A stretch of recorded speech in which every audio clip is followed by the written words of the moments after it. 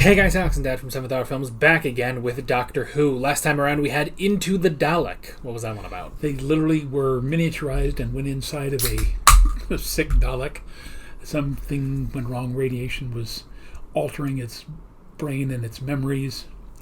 And it was essentially saying that the Daleks were no good and they had failed. And the doctor, being a doctor as well, tried to fix it. But unfortunately, by fixing it, it reversed all of the goodness in it and sent it back. But he did something to it so that when he sent it back to the Daleks, it wouldn't remember. The malfunction basically was overriding the Dalek programming in his mind. So he was able to expand his horizons and see the universe for what it truly is. Once it was repaired, all that programming came flooding back in, but the memories were still there. So the Doctor reawoke those memories in order to return the Dalek back to that, broader horizons version of itself. But in doing so, he linked his brain to the Dalek, and the Dalek saw the Doctor's hatred of them, and thus took that on and basically decided to kill all the Daleks. So it worked out. It kind of worked out. It is a Dalek that sees the evil of the Daleks, but not from the way that the Doctor wanted. Yeah. So it really kind of ties back into the Ninth Doctor episode, where just before it blows up, the Dalek says, "You would have made a good Dalek yourself," basically. Well, he says that after the Doctor tells him to kill himself. Oh. So, but eventually, yeah, they get around to it.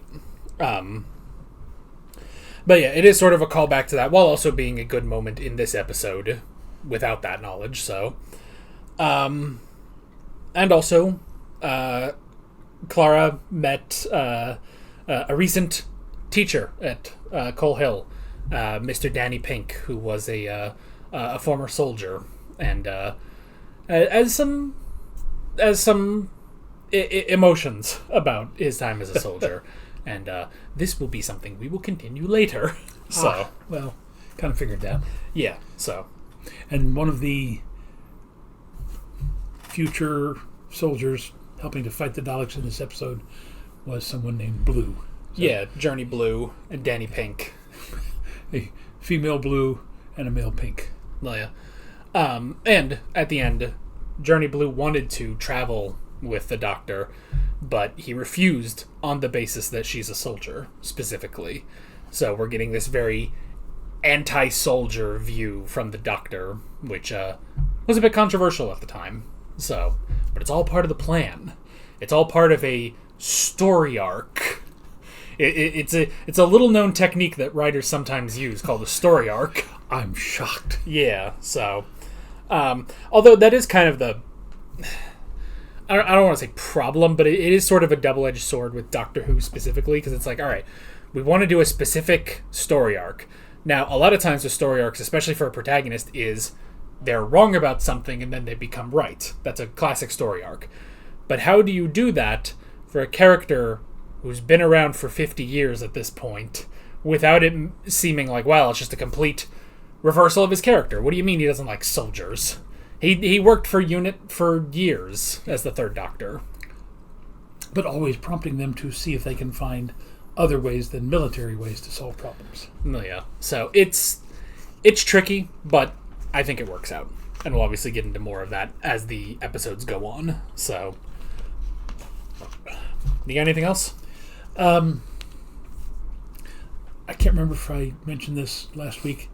While we were on vacation, one of the days it was raining, we went to a bookstore, and after years and years of our audience telling us we needed to look at the Discworld series by Sir Terry Pratchett, I bought the first book in the Death series called Mort.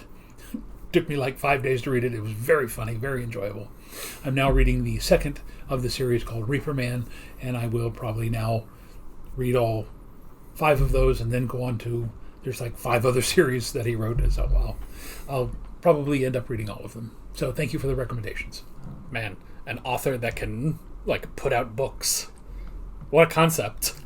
Sorry, I literally, just before the episode started, I was watching a video about George R. R. Martin, and it's been 15 years since the last Game of Thrones book came out, and there's just no word on when the next one's coming out. Now, I haven't read the books. I've only watched the show, but I know that there's a lot of fantasy authors out there that do not like George R. R. Martin, specifically because no one trusts fantasy series anymore. Because, they're the most popular one recently. He just has not finished it. We don't know if he's going to be able to finish it. I mean, the man's 77 years old. He might not be able to finish it before he dies. And so now a lot of people are not reading. They're not going to go and start a different fantasy series on the fear that it will never be finished. So, it's... I don't know. I technically don't have a dog in the race because I haven't read the books. I kind of want to, but... Well, I don't have a problem with Sir Terry Pratchett because, unfortunately, he's already passed away. That's true. But I mean, he finished everything. Yeah. And every other author finishes everything. I mean, hey, to be fair, Harry Potter ended a long time ago. So that was just a straight through of 7 books that everyone likes. Except me, I didn't really. They're not bad. I want to put that out there. Harry Potter is not bad. I just never got into it, really. I read, the first 2 books in middle school. And I was like, that existed. And then I read Artemis Fowl. That was great. Those are also finished, by the way. Those are 8 books. I haven't finished reading them. I think the last time I read Artemis Fowl was 15 years ago, and then I just never finished the last book, so I will get back to that at some point. I was also big into Percy Jackson, which is technically still going. He's still making them, but, the original run, those first 5 books were all one story of Percy Jackson. And that finished, and then it's here's Percy Jackson in Rome, and now there's Roman gods. I don't know how that works. I never got to those books, so I have no idea how there are Roman gods and Greek gods at the same time, because anyway. Well, sorry, short little tangent here. The Romans conquered the Greeks, but then essentially absorbed the Greek civilization, and the Romans became more like, it was what they called it. It was the vanquished take over the victors. I can't remember the exact term for it. Victor Victus or something like that. So the Roman gods simply were the Greek gods with Roman names to them. Yeah, but it's I don't know. I'll have to read someday. I'll read it. I got to reread those books because I haven't read them. That's actually recently they've been doing a Percy Jackson TV series on Disney Plus, and when I watched the first season, I was like, "Oh, this is great!" Because I read the books when I was in middle school, and then as the season was going, I was like, "I don't remember a thing about this book. I don't remember. Did this happen in the book? I can't remember." And now, season 2 has come out in the past couple of months. I haven't gotten around to watching it yet, but when I do get around to watching it, it's been a few years since the first season. So I'll watch the season and I'll think, I don't remember what happened last season, and I don't remember what happened in the books. So I'm kind of struggling with watching Percy Jackson. It's a good series, but I don't remember anything. I'm basically going in brand new. So, well, one of the things I'm also trying to do, I did an adaptation of The Goblins Who Stole a Sexton last year. I adapted Three Musketeers. I've got a play script coming that's in the public domain, written, I want to say in 1936 or 37. It's a play about Johnny Appleseed, very famous American folk hero, guy who literally helped plant apple orchards across what was then the Midwest, Ohio and Indiana and Illinois, that sort of thing. So I'll be working on that. There's a Mark Twain short story, The Man That Corrupted Hadleyburg, that I'm also working vaguely on. And I got a couple other things, so I'm going to try to keep writing. Now that I'm in the habit of writing, I'm going to try to keep doing that so that I don't just, spend 2 or 3 weeks or a couple of months working on a script and then don't get back to another script for a year or so. Yeah, so maybe at the end of the year, we could also do a video of just what you've been reading throughout the year. I actually did that last year, and now that I think about it, I think I read a lot more last year than I already have this year. I'm thinking about it, I was like, how much did I read this year? It's It doesn't seem like a lot when I really think about it. We're already halfway through the year, so Yeah. I don't know. And we are recording this on July 4th, so happy Independence Day. We are doing the most American thing we could be doing, which is watching a British television show. So Yeah. The British were like, cut them loose. They're no use to us anymore. yeah, a win's a win. I always say a win's a win. So, but that's also why I'm wearing the true founders of America, which is the Vikings. So, Well, disregarding a couple of million Native Americans. well, that's true. Well, you can't found something if you're just there.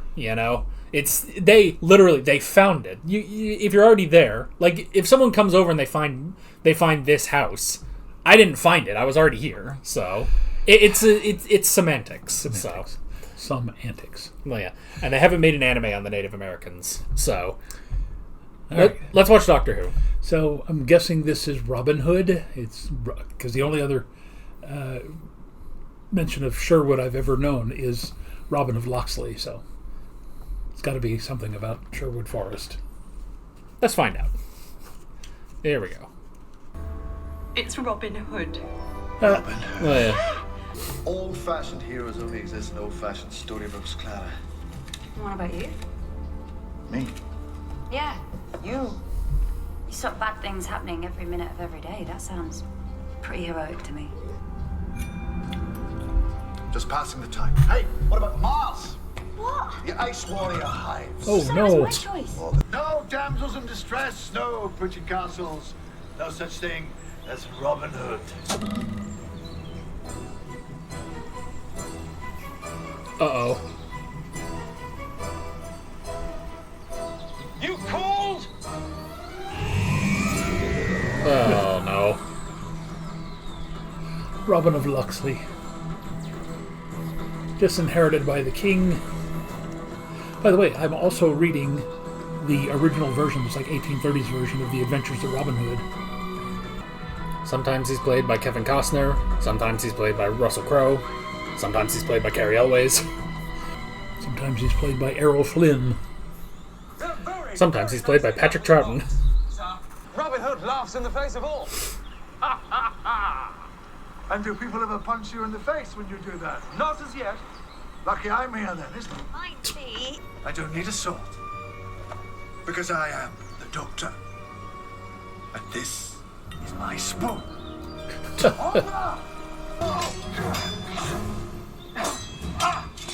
Ow! You're amazing. Had some experience. Richard the Lion. Meh. Serrano de Bergerac. Errol Flynn. He had the most enormous ego. Takes one to know one. Oh, you. He also fought with the Master. Oh, yeah. Ooh.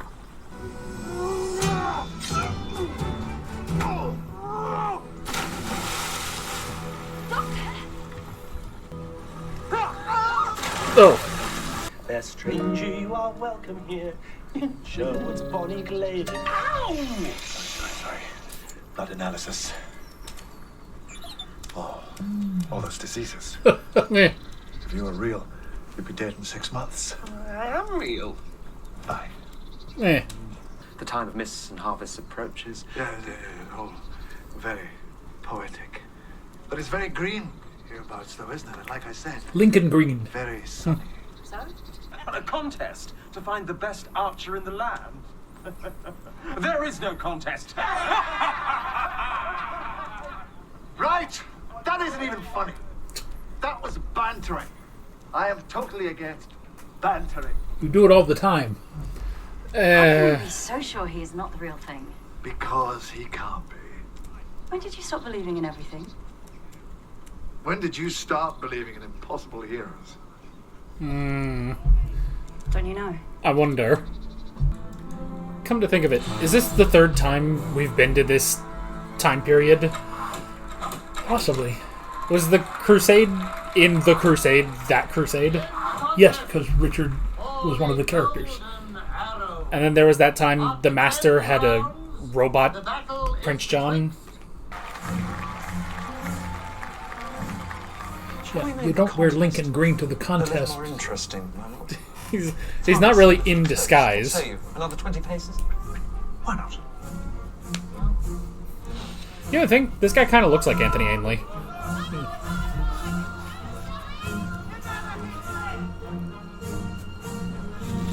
Yeah.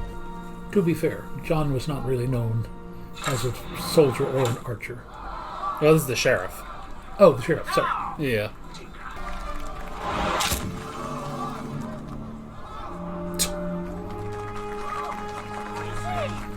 He's quite a surprise, isn't he? I'm the doctor. I want something else. Name it. Enlightenment. Oh, dang it. They're just gonna keep splitting arrows.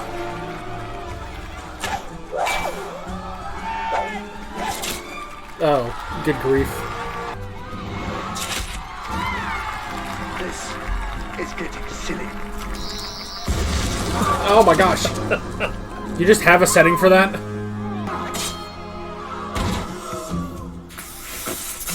Oh. Take them! Kill the rest! Kill them all! No, they're not Cybermen. No. Splendid. In chains. Yep. Trussed up like turkey cocks. That's thanks to your friend. Shut it, Hoodie. Saved your life. Robin Hood always laughs in the face of death. Yes, rolling around the floor laughing. I would pay good money to see that. Guard! Guard! Guard! Oh, you two, shut up!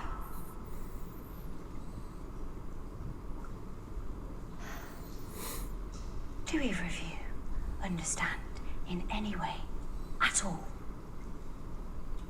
that there isn't actually a guard out there?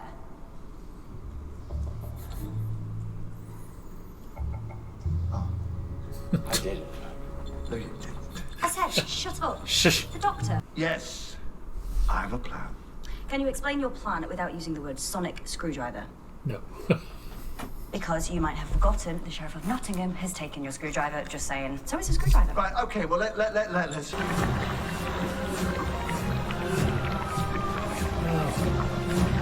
Computer circuitry made of gold. Let it not be said that the Sheriff of Nottingham is a poor host. Had a bag of crisps this morning, thanks. Your words are strange, fair one. I should think they are. But I like you. You're refreshingly Weird. direct. You can take the girl out of Blackpool. Oh, because you are clearly more advanced in years and you have a sickly aspect to you. Over what? You're as pale as milk. It's the way with Scots, they're strangers to vegetables. I'm not moaning, you moan. Shivering little mouse. Oh God, I think he soiled himself. Let him die. It will save us the trouble of executing him. Your breath stinks like serpent. Has anyone ever told you that?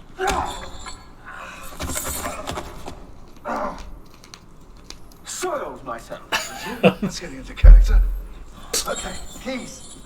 Now what? First the blacksmith's forge. So as to remove our chains. No. So I can knock up an ornamental plant stand. Of course there's something to get rid of our chains. I don't want to be manacled to you all night. Oh no, please don't do that. Ornamental plant stand. It's not even that funny. It's an amusing photo, Doctor. Oh, don't, can you just stop? You'll give yourself a hernia. Oh no. Snap again. They're leaking radiation into the local atmosphere, creating a temporary climate of staggering benevolence. Hmm. I beg pardon? Told you. It's too sunny, full of every myth and legend you could hope for, including Robin Hood. That last one was Patrick Troughton. Isn't it time you came clean Oh, with yeah? me? Yeah. Soon this skyship will depart. Destination, London. There, I will obliterate the king and take my rightful place as ruler of this sceptred isle. His throne of kings. Not a chance. I've seen them. I can't understand you. The sheriff's using the gold to replace something. That's the principle. But he's a moron. If he tries to fly a ship, he'll explode and wipe out half the country. What we need is a little riot. Time to reflect on lasers and gold. Spread the word. You will I'm going to call you New Clara. Explain. I'm already free!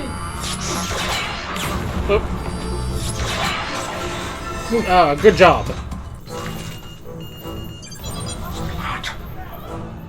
Who will rid me of this? Oh, please.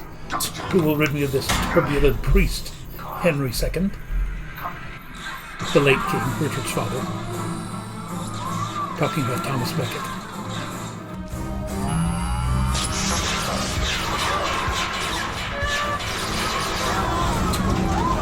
They're not that bright.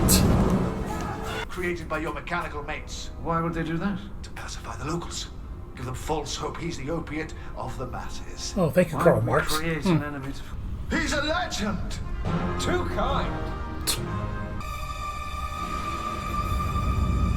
Bow down before your new king, you prince of knaves.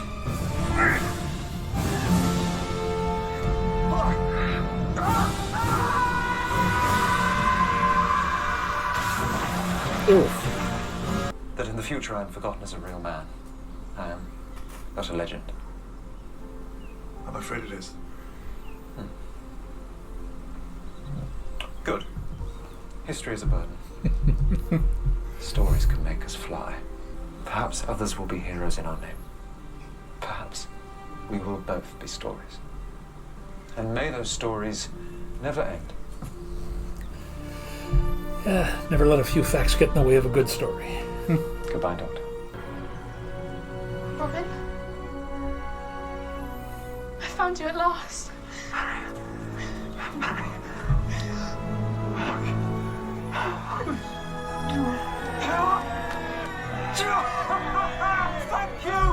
Thank you, Doctor!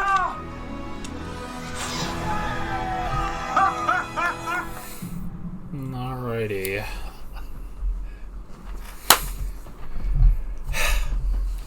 Alright, so apparently the story from the 10th Doctor of the traveling spaceship trying to find the Promised Land is now the season story arc, because this is now two stories in this season and one in the 10th Doctor's. Well, I don't know if they were searching for the Promised Land in that episode. I think they were just going. They were just off it. Specifically now, these ships are trying to get to the Promised Land. So... Because when he pulled up the databanks, it said the Promised Land. Yeah, so those robots, when they were destroyed, they ended up in heaven with Missy. Whoever she is. So... But yeah, but... You know, it's interesting because last episode, you know, we talk about the story arc that they're kind of going for and why the Doctor doesn't like soldiers right now. And it's like, well, it's supposed to be that he has this negative view on soldiers now because he sees himself in them, you know, especially after all those years on Trenzalore and meeting up with the War Doctor again. He hates being a soldier, so now he's projecting that onto regular soldiers.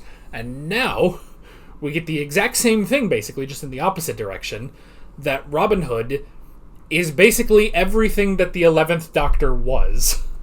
And the 12th Doctor he's against it now. I mean, like you said, you know, it's like, well, the Doctor banters all the time. Why is he against it? And it's this incarnation now that is suddenly against it. He's taking a more critical look at himself. So... And I think it's a good decision to use Robin Hood specifically as this sort of mirror of what the Doctor used to be. So, now, if I recall, there really was a Robin of Locksley. And yes, the story is a legend, but if I recall correctly, all legends must have some little kernel of truth in them. So the Doctor should have known that. Oh yeah. He's aware enough of Earth history. He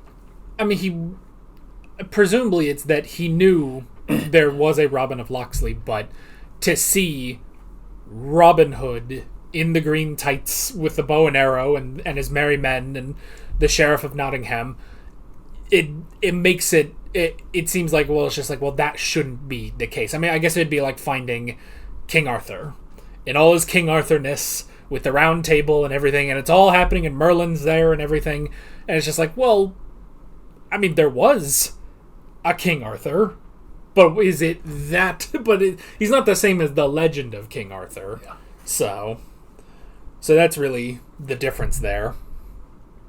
But yeah, But it is also interesting that this is the third time we've been to this time period.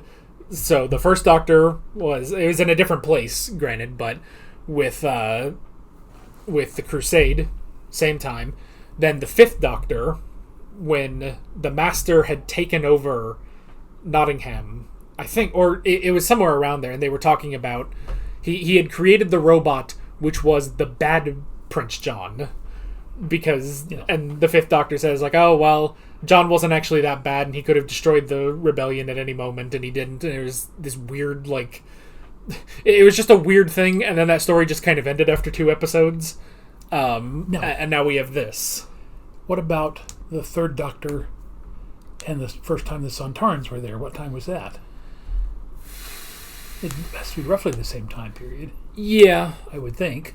Probably around, I guess, yeah, it probably is around the same time. I don't remember if that had any connections to all of these, but... And then, didn't one of them meet King Arthur or Merlin or somebody? I don't remember. It was in a story set in like South America, or there were some South American Nazis. No, I don't think so. I don't know what on earth you're talking about. I don't think that's ever... King Arthur and South America and the Nazis. And it may have been Cybermen. And the Cybermen?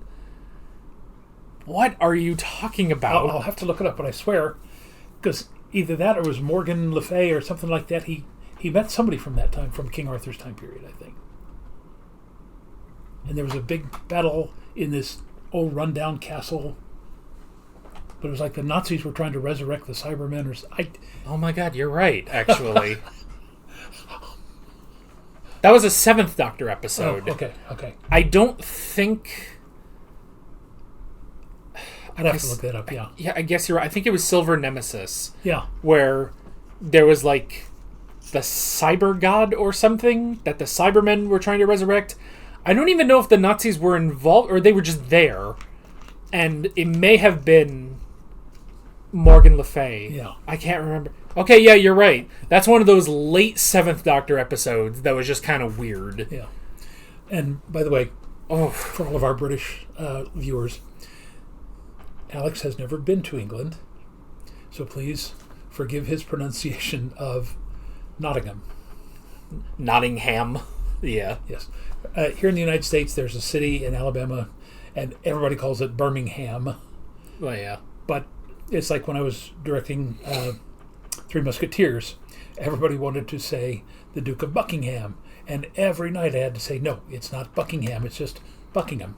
Oh, yeah. It's like G-U-M, Buckingham.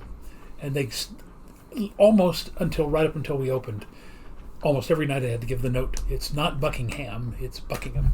So, oh, yeah. Buckingham Palace. Yeah, so, yeah, that's just my American accent coming out in full force. So, luckily, if you're French and you're watching this, I don't know how many people... Shout outs to anyone, call to action, are you French and you're watching this? We don't really hear that much about it, but the cathedral, the very famous cathedral, is Notre Dame, despite the fact that in America we have a team of Notre Dame.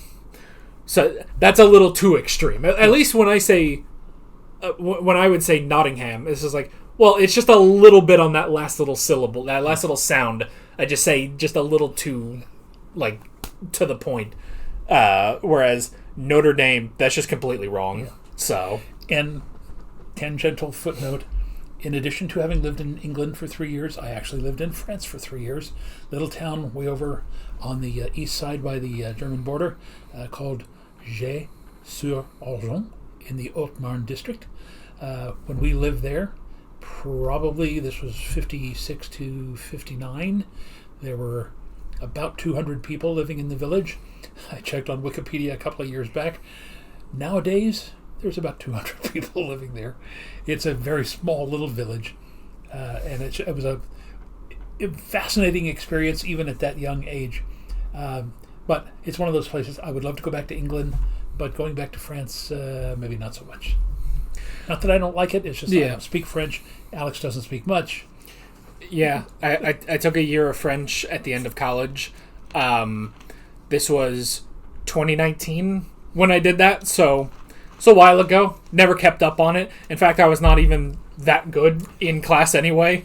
I remember, I think on the final exam in the second semester, we did it in like groups, and we would just have a conversation in French.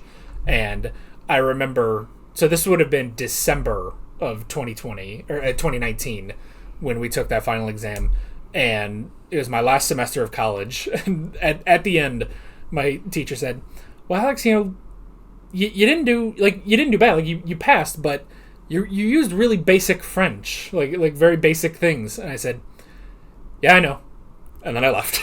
And then, that was it. I was just like, I know what I did, as long as I passed, and I knew it was enough to pass. And I was like, I need the credits. This is, I went 4.5 years in college. I was not able to get out in the standard 4 years. I was able to get out just before the pandemic hit, luckily, and AI and every other garbage thing that's happened since the end of 2019. So, now, I will say, I've been talking about how much I love the humor. It was interesting that the Doctor, when he's not the one doing it, when it was Robin, and all the others making all the jokes, he was like, boy, that's really annoying. Yeah, it really is just, it's the Doctor holding a mirror up to himself. But it's funny because it's not him, technically. Well, I mean, obviously it's not him because it's Robin Hood, but it's not even holding a mirror to this incarnation in particular, this very jaded, older version of the Doctor. It's holding a mirror to the 11th Doctor, who, I like the moment where Clara says, why do you seem so sad? Because you're laughing so much, you must be covering that up. And you could honestly say that's what the 11th Doctor did. He covered up a lot of trauma that he still had lingering from the 9th and 10th Doctors, and he covered that up. He tried to, have this, more whimsical version of himself, and now it's all basically stripped away again with this version. So now there was something else, and again, just want to briefly mention this: the little historical callbacks. Will no one rid me of this meddlesome Doctor? A couple other things, and one that I'm not sure that a lot of people would get, but when they use the silver plates and everything, that actually calls back to Don Quixote, because at the very end they cannot break Senor Quijana of this delusion that he is the great not Don Quixote. And what they ultimately do is he is forced to face something he had never expected, which was the Knight of the Mirrors. And the knight surrounds Don Quixote, and they all turn their shields, but they're mirrors, and he sees that he's just a feeble old man, and that's what ultimately breaks the illusion for him. So that, I'm not sure but that's too unsubtle not to miss for literary historians.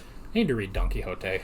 It's very good. I have it on my Kindle. Do you think, how, is it any difficult? Is it... You would probably be best to read an abridged version of it, because it is very long. You can also watch there's a wonderful musical called Men of La Mancha. Well, I also say that because recently I tried, I got on my Kindle a couple H.G. Wells stories, and one of them was Trip to the Moon. And I started reading it, and 3 pages in, I was like, I have no idea what's going on. There's some dude in a coffee shop in Italy talking about writing a play, and I was like, okay, I'm sure we'll get to this, but moon is am I not in the right mindset to understand what is happening here? So I have a copy of an H.G. Wells in the office. It's the first book I ever bought for myself. Bought it in 1965 in a little bookshop in either Cambridge or Newmarket. And it's H.G. Wells' First Men in the Moon. I think you would like it. I think I've explained it to you, the basic premise of it before. Anyway, back to Doctor Who. Were we talking about Doctor Who at some Yeah. point? Yeah, we were talking about the Doctor and the reflections of himself, his past self, really, which is just a very interesting thing. Like, it's very, very much like looking back. Like, I can understand with last episode, like, why people would be like, "Well, this is kind of weird," but now seeing it with this one and knowing it's like, this is very clearly, it's. I hate to use the word because it's been overused in media recently, but this is a deconstruction of who the Doctor is, which, after 50 years with the same character, you do need to do something. And so, and especially with Stephen Moffat, who already wrote for the 11th Doctor, now we're getting a brand new Doctor. What do you do with that without just making it, the 11th Doctor 2, So he makes it very, very different, and it is a deconstruction. And again, I hate saying that word because I think so many people are kind of tired of that. Yeah. Funny enough, there's a new movie out called The Death of Robin Hood, starring Hugh Jackman, and he's like a very old man Robin Hood. And they basically pitched it as like, oh yes, we're going to have a deconstruction of Robin Hood, and a lot of people were just groaning. It's like, can we just have a new movie about Robin Hood? Speaking of that, though, there is a film from the late 70s called Robin and Marian, with Sean Connery as the aging Robin Hood, and Audrey Hepburn, I think, is Maid Marian, and it's very good as well. Yeah. So, but I think especially in this day and age, like, we've seen so many deconstructions. It's kind of like there's a joke with the DC movies, because the current DCU, they're thinking about doing older Batman and getting someone in like his 50s or 60s to be Batman, and people are saying, how many times are they going to give us old Batman? Can we just have Batman? And even like with the Batman, it's like, oh, here's Batman like 2 years into being Batman. It's like, that's too young. There's a nice period where he's not too young and he's not too old and he's just Batman. Can we just have Batman movies?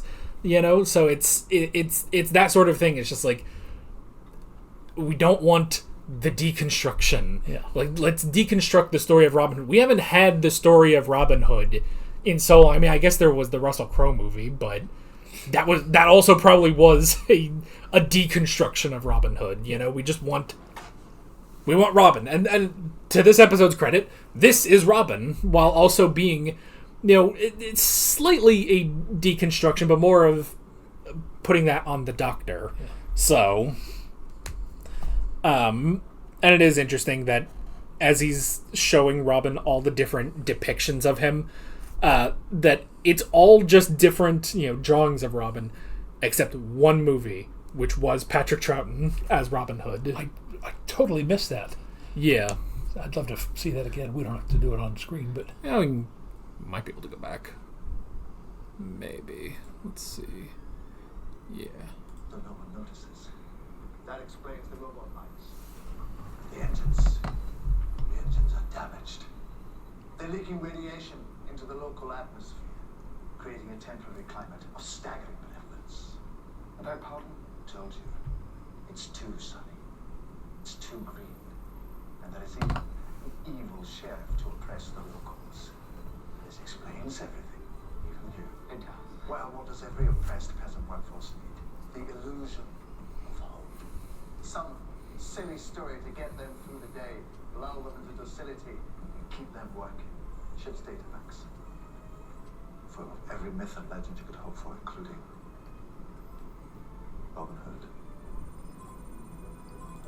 There he is. Oh. Yeah. So this was before Doctor Who, when he played Robin Hood. So I noticed there was a drawing, though, of Errol Flynn, I think. Yeah. One of the little paintings was Errol Flynn. Yeah. It would have been after Troughton. Oh, okay. The illusion of hope. Some silly story to get them through the day, lull them into docility, and keep them working. Ship's data banks. Full of every myth and legend you could hope for, including Robin Hood.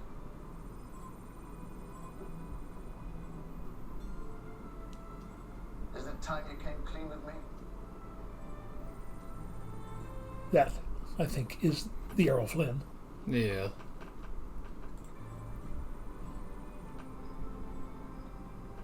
You know? Yeah. So, it is interesting that that's just the one, and I mean it makes sense why that's the one that they chose for the live action Robin Hood. So, and I want to say Disney did one back in the 50s, and it was spoofed by Monty Python. Because I remember the theme song, Robin Hood, riding through the glen. Robin Hood, with his merry men. Feared by the bad, loved by the good. Robin Hood, Robin Hood, Robin Hood. Oh, yeah. Well, and there's also the 70s Disney movie where they're all animals. Yes. And that movie, from what I'm told, because I've never seen the movie, but from what I've told, that movie did things to the children that watched it. If you know what I mean. You probably don't. I don't. You're probably better off for it. Okay. But although the better part of that is that I think the headcanon about Zootopia is that in the world of Zootopia, that was just their live action version of Robin Hood, was just that. So that was also during the Xerox days of Disney, where they were really down on their luck and really were just, and so they had to like just copy over like previous animations and just go, like, instead of like drawing something 3 or 4 times, you just bring out some of the animation from a different movie, draw the Robin Hood characters over that one time, print it, go. And it apparently saved them. It was like, if they hadn't done that, they would have ran out of money and Disney would have been gone. Yeah, if that was early 70s, that was when I, of course, ended watching Disney, because I was off to college by that point. Yeah, so I think the last big Disney movie that I saw was the original Jungle Book, because that would have been about 67 or 68. Yeah, so I got nothing. Yeah, I guess that's pretty much it. Much longer than we normally do. Yeah, I mean we've talked about essentially the main theme of this episode is holding up the mirror to the Doctor. So, I do like him clashing with Robin and Clara, just suffering through that and just realizing, oh, it's not just the Doctor, it is 2 doctors at their worst. And I feel like the moment where Clara says, "There's no guard at the door," I feel like that's slightly a callback to the 50th, when she just walks in when the 3 of them are in the Tower of London, and it's just like, the door's unlocked. Why didn't you like just try the door? And all 3 of them are like, well, it should be locked. It would have made sense if they locked us in here. So, but yeah, I guess that is pretty much it. Okay. Next time around, we will continue with our deconstruction, which only works this one time. So, granted, they have yet to attempt another deconstruction of the Doctor like this since the 12th Doctor. So, though I guess they tried with the 6th Doctor. That is kind of what they were trying to do with that. Have him have a character arc. They just didn't know how to write that properly, and so it just didn't work out, and it ended too short. For some reason, Colin Baker simply wasn't as irascibly funny or lovely. I mean, Peter Capaldi, even though, again, he's a pretty scary-looking guy, he still has... Maybe it was because Colin Baker was too young to be that rude and, that irascible. It's...